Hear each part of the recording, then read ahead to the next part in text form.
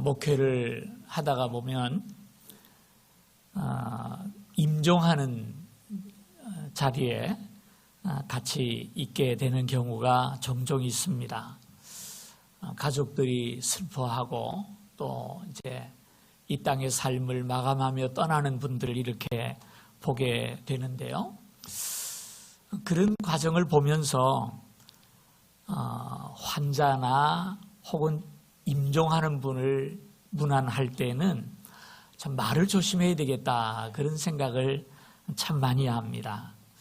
사람이 이 임종을 하게 될 때 눈도 흐려지고 또 입도 이제 둔해져서 말도 잘 못하고 손발 움직이는 건 더더욱 합니다만은 모든 것이 점점 마비돼 가는데 제일 마지막에 굳어지는 것이 귀라고 합니다. 귀.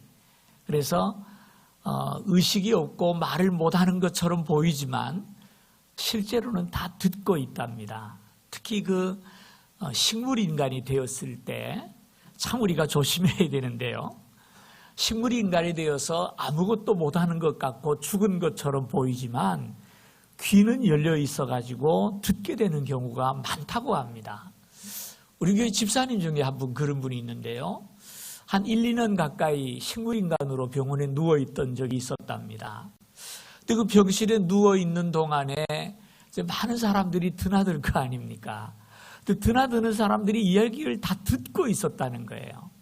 특히 시어머니하고 시누이가 자기 침상에서 베드에서 이야기하는 이야기를 다 들었대요. 차마 전할 수 없는 이야기까지 다 들었다는 거예요.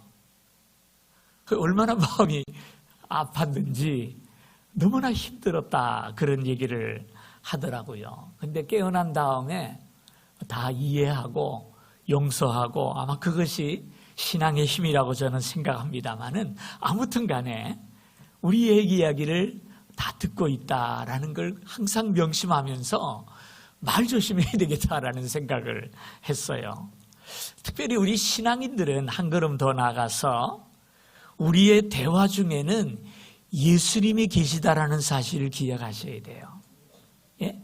우리가 지금 은밀하게 얘기하지만 예수님이 듣고 계시다. 우리만이 아니라 예수님께서 다 듣고 계시다라는 사실을 기억하면서 이야기를 나눌 수 있다면 우리의 삶에 많은 실수가 없어지지 않겠는가, 그런 생각을 하면서 예수님이 나의 대화, 우리의 의논들을 다 듣고 있구나라는 생각을 하면서 오늘 말씀을 좀 준비를 했습니다. 예수님께서 십자가에 달려 운명하시는 그 순간, 그 좌우에는 두 강도가 있었다라고 말씀을 했죠.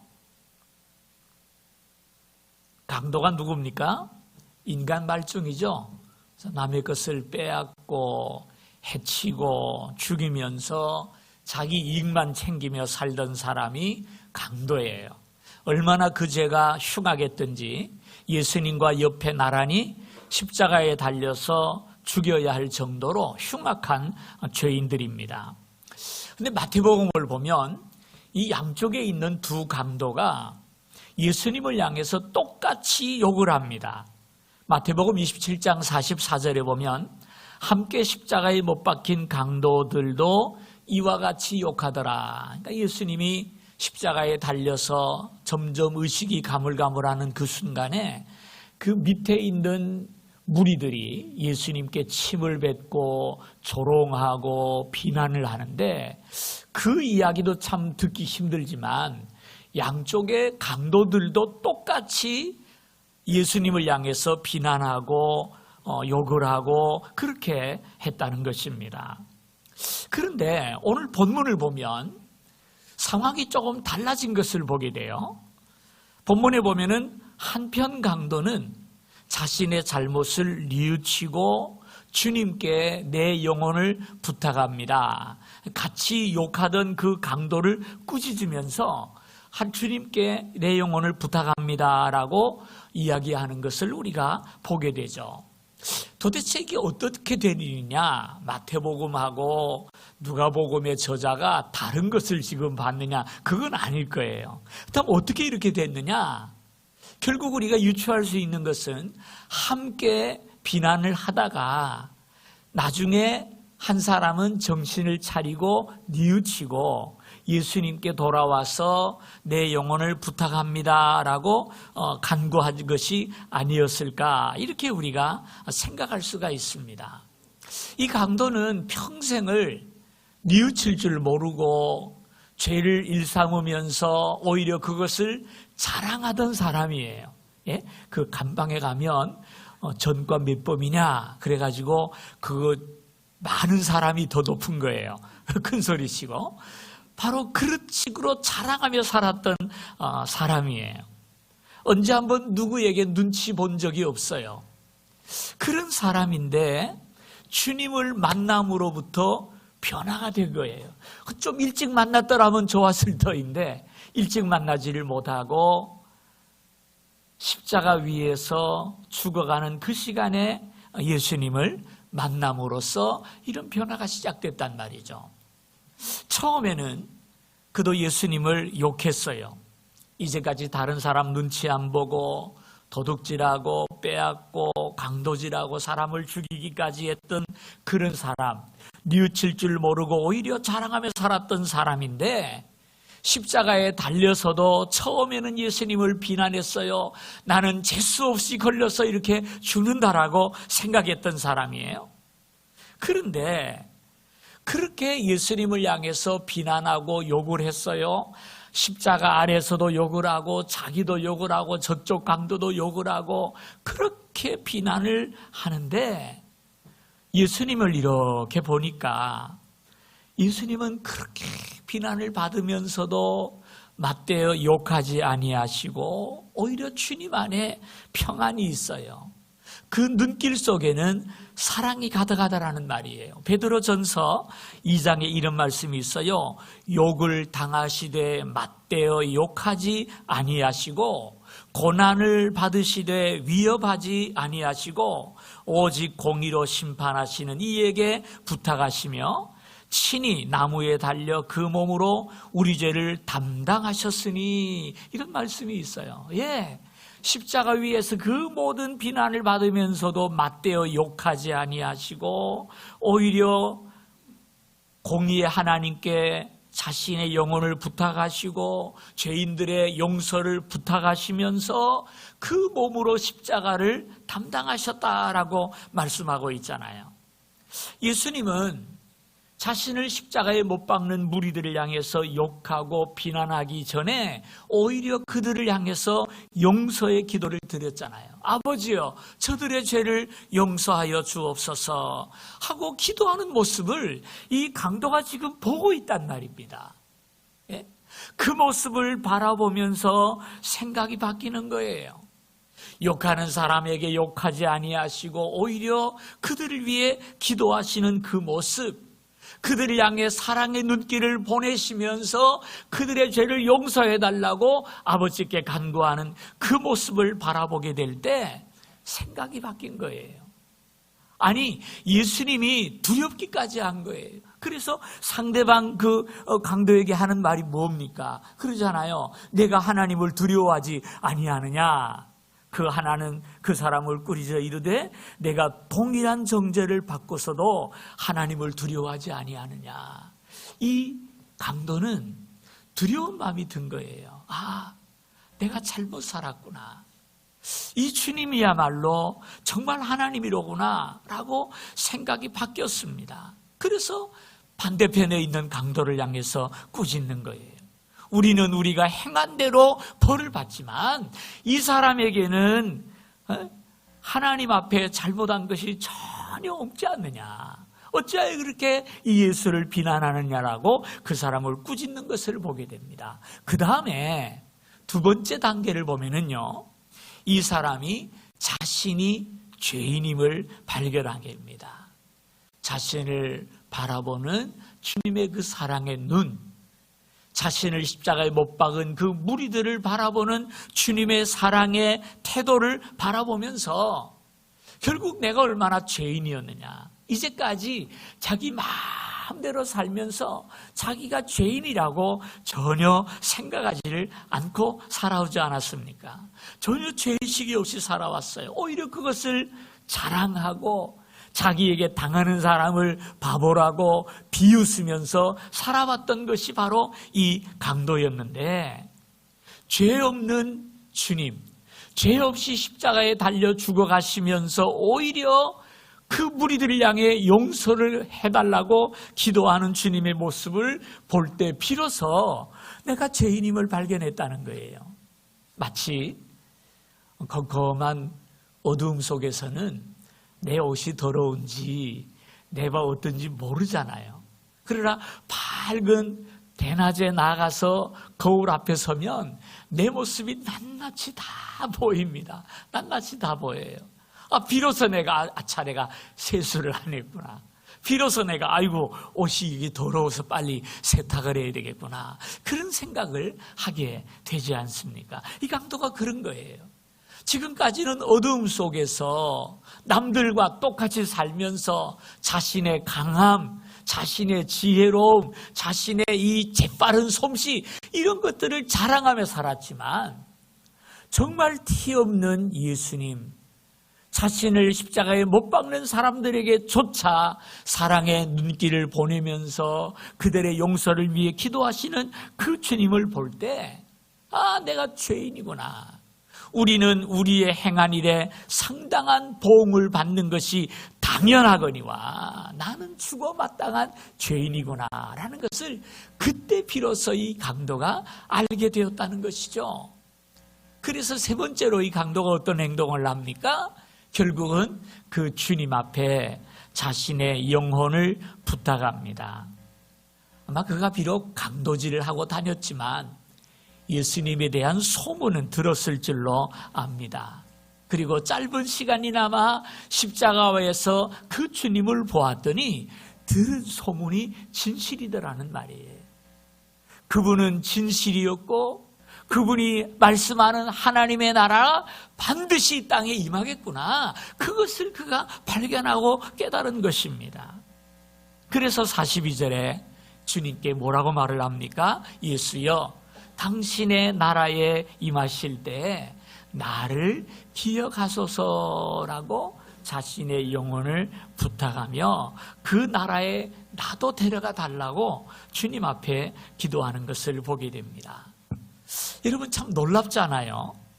목적도 없이 죄만 지으면서 자기 이익만을 위해 살아가던 그 심령이 십자가 위에서 짧은 만남이었지만 주님을 만나게 될 때 자기가 죄인임을 발견하고 자신의 삶을 주님께 의탁하는 자리로 나아가더라는 사실이죠.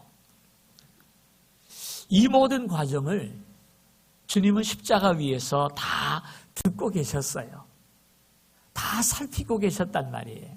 두 강도가 서로 욕하는 이야기, 자신에게 욕하는 그 욕, 그 다음엔 두 사람이 서로 다투면서 꾸짖고 하는 이야기, 그런 것들을 다 들었어요. 그 마지막 순간에 당신의 나라가 임할 때 나를 기억하옵소서 하면서 자신의 영혼을 부탁하는 그 강도의 말을 다 들으셨다라는 말이에요. 그때 주님이 하신 말씀이 뭡니까? 예수께서 이르시되 내가 진실로 내게 이르노니 오늘 내가 나와 함께 낙원에 있으리라 라고 약속을 합니다. 여러분 이 말씀을 아무나 할 수 있는 말씀 아니죠. 낙원의 주인만이 할 수 있는 말씀이잖아요. 아무나 우리 집에 오라 그러겠습니까? 주인이 오라 그러지 남이 거기 가봐라 그럴 수 없지 않습니까?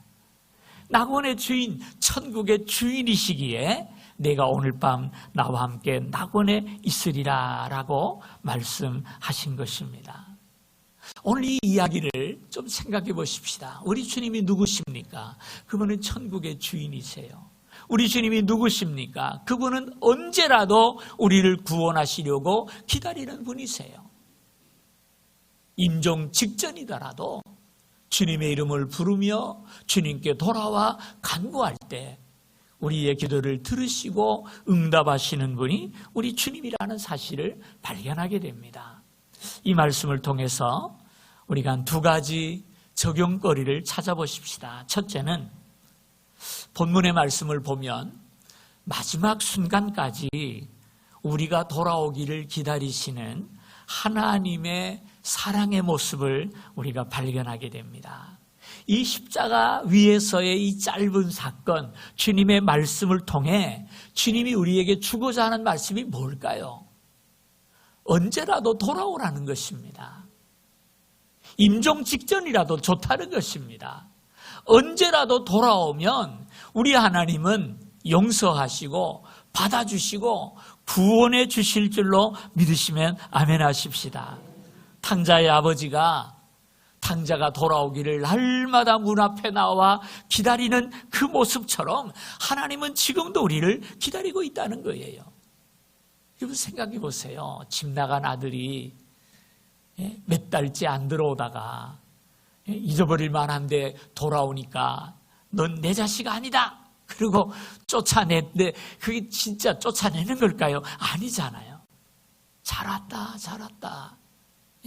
언제라도 그를 품어주는 것이 부모의 마음이고 그것이 부모의 사랑이듯이 우리 하나님 마음이 그럴 줄로 저는 믿습니다.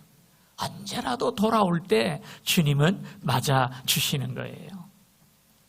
하나님은 지금도 저와 여러분을 기다리시는 줄로 믿습니다. 혹시라도 하나님의 기대에 어긋난 길을 걸어가는 분이 이 자리에 계시다면 꾸짖지 않고 기다리시는 하나님께로 돌아오는 시간이 되시기를 바랍니다. 늦을 법은 없는 겁니다. 늦는 법은 없어요. 언제라도 돌이키면 하나님은 받아주시고 다시 하나님과 화목할 수 있지 않겠습니까? 강팍한 마음을 버리고 돌아선 마음을 뉘우치고 또 다시 돌이켜서 하나님께로 향한다면, 주님을 바라보며 간구한다면 주님께서 우리를 받아주시고 새롭게 하시고 우리를 통해 당신의 역사를 이루어 가실 줄 믿습니다. 두 번째 중요한 것은요, 어떤 사람은 그런 얘기를 해요. 이 강도를 보니까 마지막 순간에 회개하면 되지 않느냐. 그러니까 좀 대충 좀 살다가 죽기 전에 돌아오면 되지 않겠느냐. 실제로 저 그런 분 봤어요. 안 믿는 남편 하도 그냥 속을 썩여가지고 한번 신방 가가지고 교회 오시라고 좀 부탁을 했더니 이분이 한다는 소리가, 아이 목사님 걱정하지, 언젠가는 갈 겁니다. 저 이대로 안 갑니다. 꼭 교회 돌아갈 겁니다.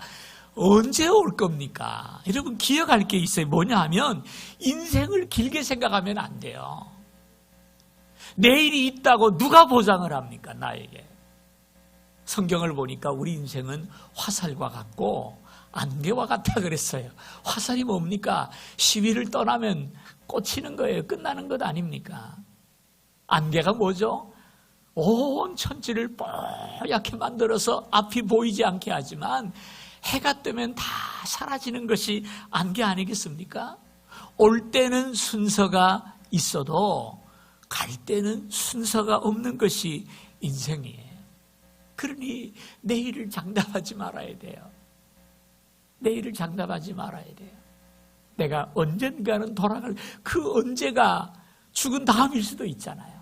어떻게 하겠어요? 그러므로 오늘이라 일컫는 이 날이 바로 은혜의 때요, 은혜의 날이라는 사실을 기억하고 하나님께로 돌이키십시다. 혹시라도 마음에 잘못된 생각을 하셨습니까? 삐뚤어진 마음을 가지고 계십니까? 오늘 하나님께로 돌이키십시다. 하나님을 믿고 하나님을 신뢰하고 하나님께 한번 맡겨보자고요. 하나님께 맡겨보자고요. 하나님께서 어떻게 하시나 좀 보자는 말이에요.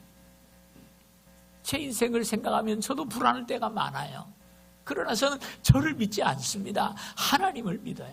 하나님께서 어련히 하시겠지 할 때 마음의 두려움이 사라지고 의심이 사라지고 평안이 찾아오니까 이러고 설교하는 것 아니겠습니까? 여러분 만약에 이 강도라면 어떻게 생각했을까요? 지금 죽어가면서 오늘 밤 내가 나와 함께 낙원에 있으리라. 아이고 할렐루야 감사합니다. 덩실덩실 십자가 위에서 춤췄을까요? 아닐 것 같아요. 저는 그렇게 생각을 합니다. 아마도 내가 이처럼 주님의 은혜로 구원을 받았는데 주님을 위해 살 수 있는 시간이 없구나. 그것 때문에 안타까워하지 않았을까요? 진정 이 강도가 구원을 체험했다면, 정말 주님의 사랑에 감격했다면, 내가 왜 좀 일찍 이 주님을 만나지 못했을까? 내가 좀 일찍 구원을 받았더라면 이 주님을 위해서, 하나님의 나라를 위해서 일했을 터인데 하면서 아직 기회가 많이 남아있는 저와 여러분들을 부러워하지 않았겠냔 말이에요. 그렇게 생각하면 우리는 복받은 사람들이고 부러움의 대상이요.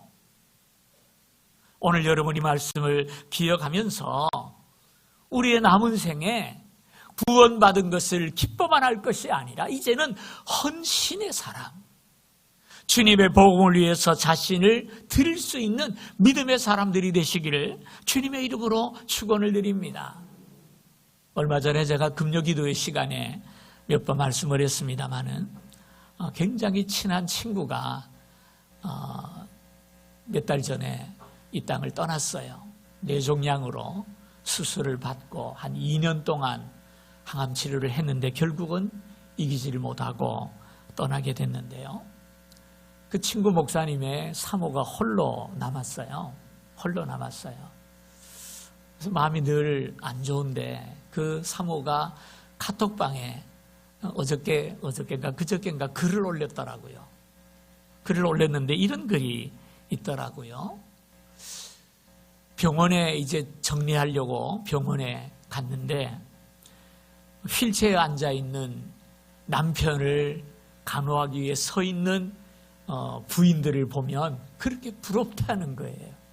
아무것도 못하고 휠체어에 앉아서 짐만 대고 있는 남편이지만 그 휠체어를 끌고 가는 부인이 그렇게 부럽대요. 길을 가다가 부부가 다투고 싸운 모습을 보면 그렇게 부럽다는 거예요.